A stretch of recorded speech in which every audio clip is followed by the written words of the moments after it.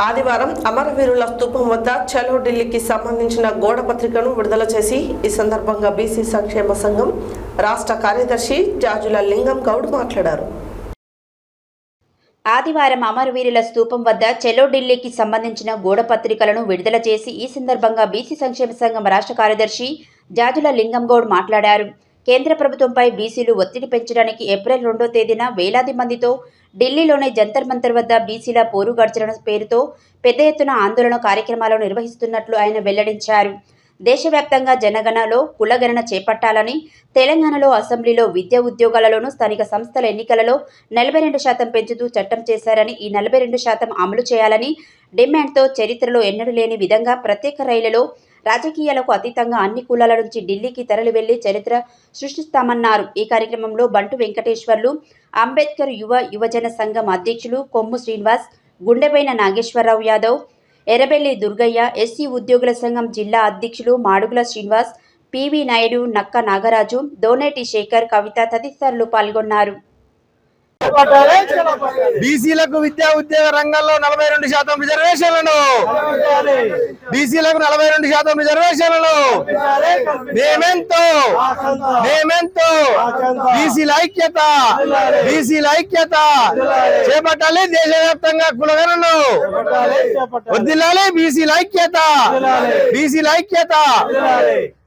చలో ఢిల్లీ ప్రోగ్రామ్ ని బీసీలంతా కూడా వచ్చి సక్సెస్ జంతర్ మంతర్ దగ్గర, ఢిల్లీలో జంతర్ మంతర్ దగ్గర సక్సెస్ చేయాలని, విజయవంతం చేయాలని కోరుతూ ఈ రాష్ట్ర కేంద్ర ప్రభుత్వాలకి ఒకటే హెచ్చరిక చేస్తా ఉన్నాం.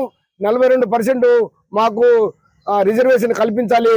అది పార్లమెంట్లో 8వ షెడ్యూల్లో పెట్టి పార్లమెంట్లో బిల్లు పాస్ చేసి సుప్రీంకోర్టులో ఎలాంటి ఆటంకం లేకుండా మీరు చట్టం చేయాలని చెప్పేసి మేము కోరుతా ఉన్నాం.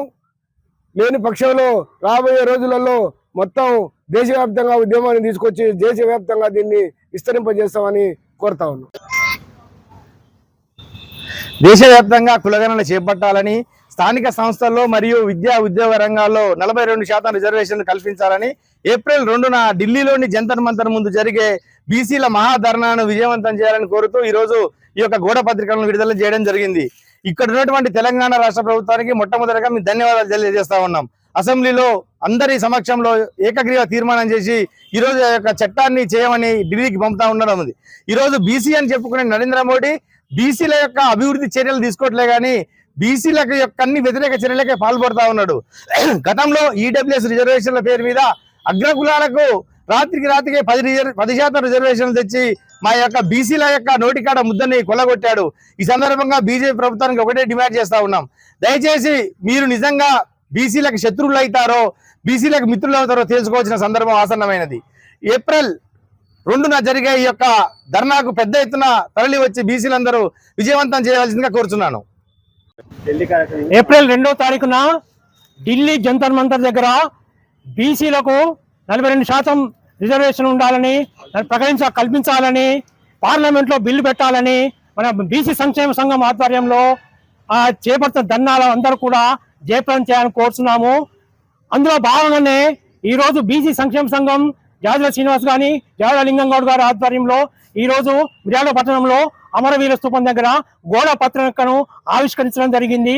ఇలానే అందరూ కూడా ఐకమత్యంగా తమ బీసీ హక్కులు సాధించుకోవాలని కోరుకుంటున్నాను.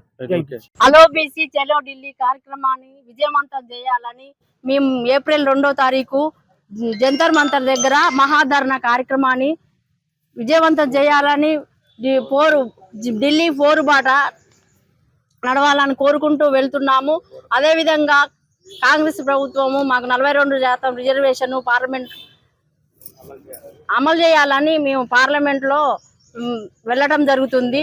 ఈ కార్యక్రమాన్ని జయప్రదం చేయాలని అందరినీ బీసీ సంఘాలు, అన్ని కుల సంఘాలని మేము కలిసిపోతున్నాము.